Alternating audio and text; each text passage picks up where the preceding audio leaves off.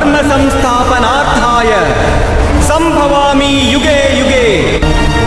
Hi friends, ಹೇಗಿದ್ದೀರಾ? ಇವತ್ತಿನ ಅದ್ಭುತ ವಿಡಿಯೋಗೆ ನಿಮ್ಮೆಲ್ಲರಿಗೂ ಆತ್ಮೀಯ ಸ್ವಾಗತ. ಇಂದು ನಾನು ನಿಮಗೊಂದು ಕಥೆಯನ್ನ ಹೇಳುತ್ತಿದ್ದೇನೆ. ಒಂದು ಮೇಕೆ ಒಂದು ಮಗುವಿಗೆ ಹೇಗೆ ಜನ್ಮವನ್ನ ನೀಡಿತು, ಅಸಲಿಗೆ ಅದರ ಹಿಂದಿನ ರಹಸ್ಯವೇನು ಎಂಬುದನ್ನ ಈ ವಿಡಿಯೋದಲ್ಲಿ ತಿಳಿದುಕೊಳ್ಳೋಣ ಬನ್ನಿ. ಇದ್ರೆ ಈ ವಿಡಿಯೋ ತುಂಬಾ ಇಂಟ್ರೆಸ್ಟಿಂಗ್ ಆಗಿದೆ. ಎಂಡವರೆಗೂ ನೋಡಿದ್ರೆ ಮಾತ್ರವೇ ಈ ವಿಡಿಯೋ ನಿಮ್ಗೆ ಅರ್ಥವಾಗುವುದು. ಆದ್ದರಿಂದ ಎಲ್ಲಿ ಕೂಡ ಸ್ಕಿಪ್ ಮಾಡದೆ ಪೂರ್ತಿಯಾಗಿ ನೋಡಿ. ಇದ್ರೆ ಇಂದು ಒಂದು ಸನ್ನಿವೇಶವನ್ನ ನೋಡಿ ನಾನು ತುಂಬಾ ಆಶ್ಚರ್ಯಗೊಂಡೆನು. ಅಲ್ಲಿ ಒಬ್ಬ ವ್ಯಕ್ತಿ ಒಂದು ಮೇಕೆಯನ್ನ ತನ್ನ ಹೆಗಲ ಮೇಲೆ ಹಾಕಿಕೊಂಡು ಕುಳಿತುಕೊಂಡಿದ್ದಾನೆ. ಆತನು ಮತ್ತು ಆತನ ಮೇಕೆಯ ಸುತ್ತಲೂ ಗ್ರಾಮಸ್ಥರು ಸುತ್ತುವರೆದಿದ್ದಾರೆ. ಆ ವ್ಯಕ್ತಿ ಒಂದು ಮನೆಯ ಬಳಿಗೆ ಹೋಗಿ ಬಾಗಿಲನ್ನ ಬಡಿಯುತ್ತಾನೆ. ಆ ಮನೆ ಆ ಊರಿನಲ್ಲಿರುವ ಏಕೈಕ ಸೂಲಗಿತ್ತಿಯ ಮನೆ, ಅಂದ್ರೆ ಹೆರಿಗೆ ಮಾಡಿಸುವವಳ ಮನೆ. ಆ ವ್ಯಕ್ತಿ ಆ ಸೂಲಗಿತ್ತಿಯ ಬಳಿ ಮಾತನಾಡುತ್ತಾ, ಅಮ್ಮ, ಇಂದು ನನಗೆ ನಿಮ್ಮ ಅಗತ್ಯವಿದೆ, ನೀವು ನನ್ನ ಜೊತೆ ನಮ್ಮ ಮನೆಗೆ ಬರಬೇಕೆಂದು ಕೇಳುತ್ತಾನೆ. ಆಗ ಆಕೆ, ನಿನಗೆ ನನ್ನ ಅವಶ್ಯಕತೆ ಏನು? ನಿನ್ನ ಹೆಂಡತಿಗೆ ಮಕ್ಕಳು ಹುಟ್ಟುವ ಅವಕಾಶವೇ ಇಲ್ಲವಲ್ಲ,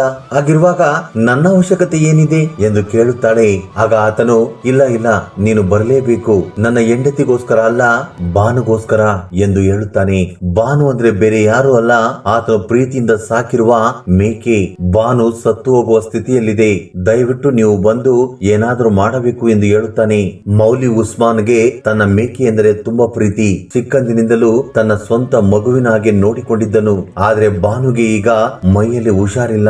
ಮೌಲಿ ನನ್ನ ಮುದ್ದು ಮೇಕೆ ಏನಾಗುತ್ತದೋ ಎಂದು ಭಯ ಬೀಳುತ್ತಿದ್ದಾನೆ. ಆದ್ದರಿಂದಲೇ ಈ ಸೂಲಗಿತ್ತಿಯನ್ನ ಕರೆದುಕೊಂಡು ಹೋಗುವುದಕ್ಕೆ ಆಕೆ ಮನೆ ಬಾಗಿಲಿಗೆ ಬಂದಿದ್ದಾನೆ. ಮೌಲಿ ಉಸ್ಮಾನ್ ತನ್ನ ಮೇಕೆಯನ್ನ ತುಂಬಾ ಪ್ರೀತಿಸುತ್ತಿದ್ದನು. ಅದನ್ನ ತುಂಬಾ ಜಾಗೃತವಾಗಿ ನೋಡಿಕೊಳ್ಳುತ್ತಿದ್ದನು. ಅದಕ್ಕೆ ಚಳಿಯಾಗದ ಹಾಗೆ ತುಂಬಾ ಬಟ್ಟೆಗಳನ್ನ ಹೊಲಿಸಿದ್ದನು. ಬಾನುಗೋಸ್ಕರ ಒಂದು ಸಪರೇಟ್ ಕೋಣೆಯನ್ನು ಕೂಡ ನಿರ್ಮಿಸಿದ್ದನು. ಮೌಲಿ ಉಸ್ಮಾನ್ ದಂಪತಿಗೆ ಮಕ್ಕಳಿಲ್ಲದ ಕಾರಣ ಉಸ್ಮಾನ್ ತನ್ನ ಹೆಚ್ಚು ಸಮಯವನ್ನ ಆ ಮೇಕೆ ಜೊತೆ ಕಳೆಯುತ್ತಿದ್ದನು. ಈಗ ಹೆರಿಗೆ ಮಾಡಿಸುವ ಅಜ್ಜಿ ಉಸ್ಮಾನ್ ಮಾತಿಗೆ ಬೆಲೆ ಕೊಟ್ಟು ಆ ಮೇಕೆಯನ್ನ ನೋಡುವುದಕ್ಕೆ ಆತನ ಮನೆಗೆ ಬಂದಿದ್ದಾಳೆ. ಆ ಅಜ್ಜಿ ಆ ಮೇಕೆಯನ್ನು ನೋಡಿದ ತಕ್ಷಣ ಆಶ್ಚರ್ಯಗೊಳ್ಳುತ್ತಾಳೆ. ಆ ಮೇಕೆ ಎತ್ತರವಾಗಿ ಉದ್ದವಾಗಿ ಹೊಳೆಯುತ್ತಿದೆ. ನನಗೆ ಬುದ್ಧಿ ಬಂದಾಗಿನಿಂದಲೂ ಈ ರೀತಿಯ ಒಂದು ಮೇಕೆಯನ್ನ ನಾನು ನೋಡೇ ಇಲ್ಲ ಎಂದು ಆ ಸೂಲಗಿತ್ತಿ ಹೇಳುತ್ತಾಳೆ. ನಂತರ ಆಕೆ ಆ ಮೇಕೆಯ ಬಳಿ ಹೋಗಿ ಕುಳಿತುಕೊಳ್ಳುತ್ತಾಳೆ. ನಂತರ ಅಲ್ಲಿ ಕಂಡ ದೃಶ್ಯವನ್ನ ನೋಡಿದ್ರೆ ನೀವು ಕೂಡ ಶಾಕ್ ಆಗಿ ಹೋಗುತ್ತೀರಾ. ಅದಕ್ಕೂ ಮೊದಲು ಈ ಮೌಲಿ ಉಸ್ಮಾನ್ಗೆ ಆ ಮೇಕೆ ಅಂದ್ರೆ ಅಷ್ಟೊಂದು ಪ್ರೀತಿ ಏಕೆ ಅಂದ್ರೆ, ಮೌಲಿ ಉಸ್ಮಾನ್ ದಂಪತಿಗೆ ಮಕ್ಕಳಿಲ್ಲದ ಕಾರಣ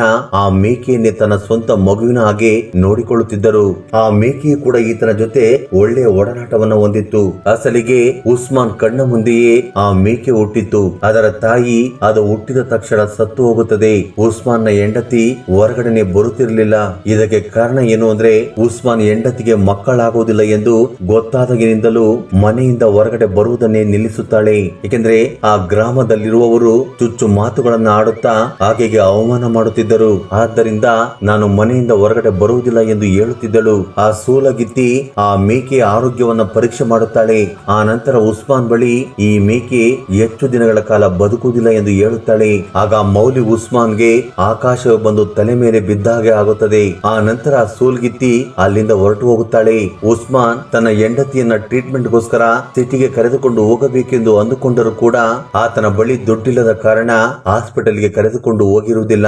ಆದರೆ ಉಸ್ಮಾನ್ ಈ ಮೇಕೆಯನ್ನೇ ತನ್ನ ಸ್ವಂತ ಮಗುವಾಗಿ ನೋಡಿಕೊಳ್ಳುತ್ತಾ ತನ್ನ ತಾಯಿಯನ್ನು ಕಳೆದುಕೊಂಡಿದ್ದ ಆ ಮೇಕೆಯನ್ನ ತುಂಬಾ ಪ್ರೀತಿಯಿಂದ ಸಾಕುತ್ತಾನೆ. ಆದ್ರೆ ಈಗ ಆ ಮೇಕೆ ಸತ್ತು ಹೋಗುವ ಸಮಯ ಬಂದಿದೆ ಎಂದು ತುಂಬಾ ದುಃಖ ಪಡುತ್ತಾನೆ. ಮೊದಲು ಸೂಲಗಿತ್ತಿಯನ್ನ ಆ ಮೇಕೆಯ ಬಳಿ ಕರೆದುಕೊಂಡು ಹೋಗಿ ಕೂರಿಸಿದಾಗ ಆ ಸೂಲಗಿತ್ತಿ ಉಸ್ಮಾನ್ ಬಳಿ, ನೋಡಪ್ಪ, ನಾನು ಅನಿಮಲ್ ಡಾಕ್ಟರ್ ಅಲ್ಲ, ಸಿಟಿಗೆ ಕರೆದುಕೊಂಡು ಹೋಗಿ ತೋರಿಸಬೇಕು ಎಂದು ಹೇಳುತ್ತಾಳೆ. ನಿಜ ಹೇಳ್ಬೇಕು ಅಂದ್ರೆ ಆ ಊರಿನಲ್ಲಿರುವ ವೆಟರ್ನರಿ ಡಾಕ್ಟರ್ ಊರನ್ನ ಬಿಟ್ಟು ಹೊರಟು ಹೋಗಿರುತ್ತಾರೆ. ಆದ್ದರಿಂದ ಆ ಸೂಲಗಿತ್ತಿಯೇ ಸಹಾಯ ಮಾಡುತ್ತಾಳೆ. ಆ ನಂತರ ಸೂಲಗಿತ್ತಿ ಹೋಗಿ ಬಾನುವಿನ ಪಕ್ಕದಲ್ಲಿ ಕುಳಿತುಕೊಳ್ಳುತ್ತಾಳೆ. ಆಕೆ ಬರುವಾಗ ಕೆಲವು ಪಾನೀಯಗಳನ್ನ ತೆಗೆದುಕೊಂಡು ಬಂದಿರುತ್ತಾಳೆ. ಪಾನೀಯವನ್ನ ಕುಡಿಯುತ್ತಾ ಆ ಮೇಕೆಯನ್ನ ನೋಡುತ್ತಿರುವಾಗ ಎಲ್ಲಿಂದಲೋ ಮಗು ಅಳುತ್ತಿರುವ ಶಬ್ದ ಕೇಳಿಸುತ್ತದೆ. ಆದ್ರೆ ಆ ಶಬ್ದ ಎಲ್ಲಿಂದ ಬರುತ್ತಿದೆ ಎಂದು ಆಕೆಗೆ ಅರ್ಥವಾಗುವುದಿಲ್ಲ. ಸ್ವಲ್ಪ ಸಮಯ ಎಲ್ಲ ಕಡೆ ನೋಡುತ್ತಾ ನೋಡುತ್ತಾಳೆ.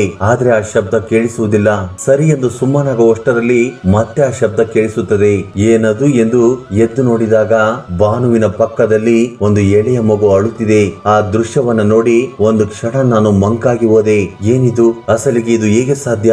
ಈ ಮೇಕೆ ಮಗುವಿಗೆ ಹೇಗೆ ಜನ್ಮವನ್ನು ನೀಡಿತು ಎಂದು ಆಶ್ಚರ್ಯ ಪಡುತ್ತಾಳೆ. ಅಷ್ಟೊತ್ತಿಗಾಗಲೇ ಭಾನುವಿನ ಪರಿಸ್ಥಿತಿ ಮತ್ತಷ್ಟು ದಾರುಣವಾಗಿದೆ. ಭಾನುವಿನ ಹೊಟ್ಟೆ ಮತ್ತಷ್ಟು ಚಿಕ್ಕದಾಗಿದೆ. ಆಗ ತಕ್ಷಣ ನಾನು ಭಾನುವಿನ ಪಕ್ಕದಲ್ಲಿದ್ದ ಆ ಮಗುವನ್ನ ಒಂದು ಬಟ್ಟೆಯಲ್ಲಿ ಸುತ್ತಿಕೊಂಡು ಬಂದೆನು. ಆಗ ಮೌನಿ ಉಸ್ಮಾನ್ ಏನಿದು ಎಂದು ಕೇಳುತ್ತಾನೆ. ಆಗ ಸೂಲಗಿತ್ತಿ ಭಾನು ಸತ್ತು ಹೋಯಿತು, ತಗೋ ಈ ಮಗುವನ್ನ ಎಂದು ಆ ಮಗುವನ್ನ ಮೌನಿ ಉಸ್ಮಾನ್ ಕೈಗೆ ಕೊಡುತ್ತಾಳೆ. ಉಸ್ಮಾನ್ಗೆ ಏನು ಮಾಡಬೇಕೆಂದು ಅರ್ಥವಾಗುತ್ತಿಲ್ಲ. ಆಗ ತಕ್ಷಣ ಉಸ್ಮಾನ್ನ ಹೆಂಡತಿ ಬಂದು ಆ ಮಗುವನ್ನ ತನ್ನ ಕೈಗೆ ತೆಗೆದುಕೊಂಡು ಈ ಮಗುವನ್ನ ನಾನು ನೋಡಿಕೊಳ್ಳುತ್ತೇನೆ ಎಂದು ಹೇಳುತ್ತಾಳೆ. ಆದ್ರೆ ಉಸ್ಮಾನ್ಗೆ ಮಾತ್ರ ಏನು ಮಾಡಬೇಕೆಂದು ಅರ್ಥವಾಗುತ್ತಿಲ್ಲ. ಭಾನು ಗರ್ಭವತಿಯಾಗಿದ್ದಾಳೆ ಎಂದು ಗೊತ್ತು. ಆದ್ರೆ ಮೇಕೆ ಮರಿ ಹುಟ್ಟುತ್ತೆ ಅನ್ಕೊಂಡ್ರೆ ಮಗು ಬಂದಿದೆ ಏನು ಅಂತೇಳಿ ಶಾಕ್ ಆಗಿ ನಿಂತುಕೊಳ್ಳುತ್ತಾನೆ. ಆದ್ರೆ ಉಸ್ಮಾನ್ನ ಹೆಂಡತಿ ಶಮ ಮಾತ್ರ ಏನ್ರಿ ನಮಗೆ ಮಕ್ಕಳು ಇಲ್ಲ ಅಂತೇಳಿ ಆ ದೇವರು ಈ ಮಗುವನ್ನ ನಮಗೆ ಪ್ರಸಾದಿಸಿರಬಹುದು ಎಂದು ಹೇಳುತ್ತಾಳೆ. ಆ ನಂತರ ಶಮ ಆ ಮಗುವನ್ನ ತನ್ನ ಸ್ವಂತ ಮಗುವಿನ ಹಾಗೆ ಪ್ರೀತಿಯಿಂದ ಬೆಳೆಸುವುದಕ್ಕೆ ಶುರು ಮಾಡುತ್ತಾಳೆ. ಶಮ ಆ ಗ್ರಾಮಸ್ಥರಾಗಲಿ ಅಥವಾ ಅವಳ ತಂದೆ ತಾಯಿಯಾಗಲಿ ಕೇಳಿದಾಗ ಇದೇ ಮಾತನ್ನ ಹೇಳುತ್ತಾಳೆ. ಏನೇ ಆಗಿರಲಿ ಆ ಭಗವಂತ ನನಗೆ ಈ ಮಗುವನ್ನ ವರವಾಗಿ ಕೊಟ್ಟಿದ್ದಾರೆ ಎಂದು ಹೇಳುತ್ತಾಳೆ. ಈ ಮಗುವನ್ನ ನನ್ನ ಸ್ವಂತ ಮಗುವಿನಾಗೆ ನೋಡಿಕೊಳ್ಳುತ್ತೇನೆ ಎಂದು ಹೇಳುತ್ತಾಳೆ. ಇನ್ನೊಂದು ಕಡೆ ಮೌನಿ ಉಸ್ಮಾನ್ ಆ ಮಗು ಹೀಗೆ ಬಂತು ಎಂಬ ಸಂದಿಗ್ಧ ಪರಿಸ್ಥಿತಿಯಲ್ಲಿದ್ದಾನೆ. ಹೇಗಾದರೂ ಮಾಡಿ ಈ ವಿಷಯವನ್ನ ಪತ್ತೆ ಮಾಡಬೇಕು ಎಂದು ಆಲೋಚನೆ ಮಾಡುತ್ತಿದ್ದಾನೆ. ಆಗ ಉಸ್ಮಾನ್ಗೆ ಒಂದು ಚಿಕ್ಕ ಅನುಮಾನ ಬರುತ್ತದೆ. ಏನು ಅಂದ್ರೆ ಈ ಮಗು ಈಗ ಹುಟ್ಟಿದ ಹಾಗೆ ಇಲ್ಲ. ನೋಡಿದ್ರೆ ಈ ಮಗು ಹುಟ್ಟಿ 4 ರಿಂದ 5 ದಿನಗಳಾಗಿರೋ ರೀತಿ ಇದೆ.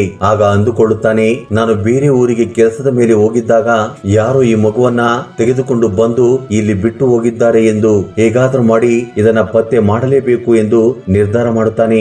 ಶಮ ಕೂಡ ನನ್ನಿಂದ ಏನೋ ಮುಚ್ಚಿಡುತ್ತಿದ್ದಾಳೆ ಎಂದು ಉಸ್ಮಾನ್ಗೆ ಅನುಮಾನ ಬರುತ್ತದೆ. ಆದ್ರೆ ಹೀಗೆ ಕೇಳಬೇಕೆಂದು ಆತನಿಗೆ ಅರ್ಥವಾಗುತ್ತಿಲ್ಲ. ಆಗ ಉಸ್ಮಾನ್ ಸೂಲಗಿತ್ತಿಯ ಬಳಿಗೆ ಹೋಗಿ ಈ 4-5 ದಿನಗಳಲ್ಲಿ ಯಾರ ಬಳಿಗಾದರೂ ಹೆರಿಗೆ ಮಾಡಿಸುವುದಕ್ಕೆ ಹೋಗಿದ್ದೀರಾ ಎಂದು ಕೇಳುತ್ತಾನೆ. ಆದ್ರೆ ಸೂಲಗಿತ್ತಿ ನಿಜ ಹೇಳುವುದಿಲ್ಲ. ಕಾರಣ ಇದೆ. ಏನು ಅಂದ್ರೆ ಇದಕ್ಕೆಲ್ಲ ಸೂತ್ರಧಾರಿ ಈ ಸೂಲಗಿತ್ತಿಯೇ. ಈ ಸೂಲಗಿತ್ತಿಗೆ ಸಲ್ಮಾ ಎಂಬ ಸ್ನೇಹಿತಳಿದ್ದಾಳೆ. ಆಕೆಗೆ ಒಬ್ಬ ಮಗಳಿದ್ದಾಳೆ. ಆಕೆ ಹೆಸರು ಲೈಬಾ. ಆಕೆ ನೋಡುವುದಕ್ಕೆ ತುಂಬಾ ಸುಂದರವಾಗಿದ್ದಾಳೆ. ಆಕೆ ತುಂಬಾ ಒಳ್ಳೆಯವಳು. ಯಾವಾಗ ಈ ಸೂಲಗಿತ್ತಿ ಲೈಬಳನ್ನು ನೋಡುವುದಕ್ಕೆ ಹೋದಾಗ ಆಕೆಯ ಪರಿಸ್ಥಿತಿ ತುಂಬಾ ದಾರುಣವಾಗಿತ್ತು. ಆಕೆಗೆ ಏನಾಗಿದೆ ಎಂದು ನೋಡಿದಾಗ ಆಕೆ ಪ್ರೆಗ್ನೆಂಟ್ ಆಗಿದ್ದಾಳೆ ಎಂದು ಅರ್ಥವಾಗುತ್ತದೆ. ಲೈಬಳನ್ನ ಅಸಲಿಗೆ ಏನಾಯಿತು ಎಂದು ಕೇಳಿದೆ. ಆಗ ಲೈಬಾ ನಡೆದ ಘಟನೆಯನ್ನ ಹೇಳುತ್ತಾಳೆ. ಯಾರ ಬಳಿ ಹೇಳಬೇಡಿ ಎಂದು ಸೂಲಗಿತ್ತಿಯನ್ನ ಬೇಡಿಕೊಳ್ಳುತ್ತಾಳೆ. ಲೈಬಗೆ ಮೈಯಲ್ಲಿ ಹುಷಾರಿಲ್ಲ. ಆದ್ರೆ ಆ ವಿಷಯವನ್ನ ಹೊರಗಡೆ ಹೇಳಲು ಸಾಧ್ಯವಿಲ್ಲ. ಆಗ ಸೂಲಗಿತ್ತಿ ಈ ಮಗುವಿಗೆ ತಂದೆ ಯಾರು ಎಂದು ಕೇಳುತ್ತಾಳೆ. ನಿಜ ಹೇಳ್ಬೇಕು ಅಂದ್ರೆ ಈ ಮಗುವಿನ ತಂದೆ ನಾನು ತುಂಬಾ ಪ್ರೀತಿಸುತ್ತಾ ಇದ್ದೆವು. ಆದ್ರೆ ಮದುವೆ ಆಗಲಿಲ್ಲ. ಒಂದು ಬಲಹೀನವಾದ ಸಮಯದಲ್ಲಿ ನಾವು ಸೇರಿದೆವು. ಅದರ ಫಲವಾಗಿ ಈ ಮಗು ಎಂದು ಹೇಳುತ್ತಾಳೆ. ಈಗಾಗಲೇ ಆ ವ್ಯಕ್ತಿಯು ತುಂಬಾ ದೂರ ಹೊರಟು ಹೋಗಿದ್ದಾನೆ ಎಂದು ಹೇಳುತ್ತಾಳೆ. ಮತ್ತೊಂದು ವಿಷಯವೇನು ಅಂದ್ರೆ ಶಮ ನನ್ನ ಸ್ನೇಹಿತೆ. ಅವಳಿಗೂ ಸಹ ಗೊತ್ತು ನಾನು ಮಗುವಿಗೆ ಜನ್ಮವನ್ನು ನೀಡುತ್ತಿದ್ದೇನೆ ಎಂದು. ಶಮ ಹೇಳಿದ ಹಾಗೆ ಈ ಮಗುವನ್ನ ಭಾನುವಿನ ಪಕ್ಕದಲ್ಲಿ ಮಲಗಿಸಿದೆ. ನಿಜ ಹೇಳ್ಬೇಕು ಅಂದ್ರೆ ಆ ದಿನ ಆ ಮಗುವನ್ನ ಅಲ್ಲಿಡುವುದಕ್ಕೆ ಬಂದಾಗ ನೀವು ಪಾನೀಯವನ್ನ ಕುಡಿಯುತ್ತಾ ಇದ್ರಿ. ಅದಾದ ಸ್ವಲ್ಪ ಸಮಯಕ್ಕೆ ನೀವು ನಿದ್ರೆಗೆ ಜಾರಿದ್ರಿ. ಆಗ ನಾನು ನಿಧಾನವಾಗಿ ಆ ಮಗುವನ್ನ ಭಾನು ಪಕ್ಕದಲ್ಲಿ ಮಲಗಿಸಿ ಹೊರಟು ಬಂದೆ ಎಂದು ಹೇಳುತ್ತಾಳೆ. ಈ ರೀತಿಯಾಗಿ ನನ್ನ ಸ್ನೇಹಿತೆಗೆ ನಾನು ಸಹಾಯ ಮಾಡಿದೆ. ಹೇಗೋ ಆಕೆಗೆ ಮಕ್ಕಳಿಲ್ಲ ಎಂಬ ನೋವು ದೂರವಾಗುತ್ತದೆ ಎಂದು, ನನಗೂ ಕೂಡ ಕೆಟ್ಟ ಹೆಸರು ಬರದೇ ಇರುತ್ತದೆ ಎಂದು ಆಲೋಚನೆ ಮಾಡಿ ಈ ರೀತಿಯಾಗಿ ಮಾಡಿದೆ ಎಂದು ಹೇಳುತ್ತಾಳೆ. ಆದರೆ ಏನೇ ಆಗಿರಲಿ ಮಕ್ಕಳಿಲ್ಲದ ಶಮ ತುಂಬಾ ಸಂತೋಷವಾಗಿದ್ದಾಳೆ. ನಿಜ ಹೇಳ್ಬೇಕು ಅಂದ್ರೆ ಮಕ್ಕಳಿಲ್ಲದ ಹೆಣ್ಣು ಮಕ್ಕಳಿಗೆ ಮಕ್ಕಳ ಮೇಲೆ ತುಂಬಾ ಶ್ರದ್ಧೆ ಇರುತ್ತದೆ. ಅಂದಿನಿಂದ ಶಮ ಆ ಮಗುವನ್ನ ತನ್ನ ಕಣ್ಣಿನ ರೆಪ್ಪೆ ಹಾಗೆ ನೋಡಿಕೊಳ್ಳುವುದಕ್ಕೆ ಶುರು ಮಾಡುತ್ತಾಳೆ. ಮತ್ತೊಂದು ಕಡೆ ಉಸ್ಮಾನ್ ಕೂಡ ಆ ಮಗುವನ್ನ ಚೆನ್ನಾಗಿ ನೋಡಿಕೊಳ್ಳುತ್ತಾನೆ. ಪ್ರಾಣಕ್ಕಿಂತ ಹೆಚ್ಚಾಗಿ ನೋಡಿಕೊಂಡ ಭಾನು ಹೋಯಿತು ಎಂಬ ನೋವಿಗಿಂತ ಮಗು ಹುಟ್ಟಿತು ಎಂಬ ಸಂತೋಷದಲ್ಲಿ ಅದು ನೆನಪಿಗೆ ಬರುವುದಿಲ್ಲ.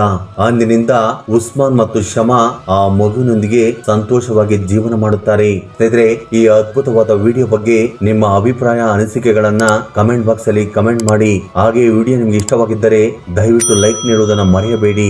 ಜೈ ಶ್ರೀಕೃಷ್ಣ ವಾಸುದೇವ. ಧನ್ಯವಾದಗಳು.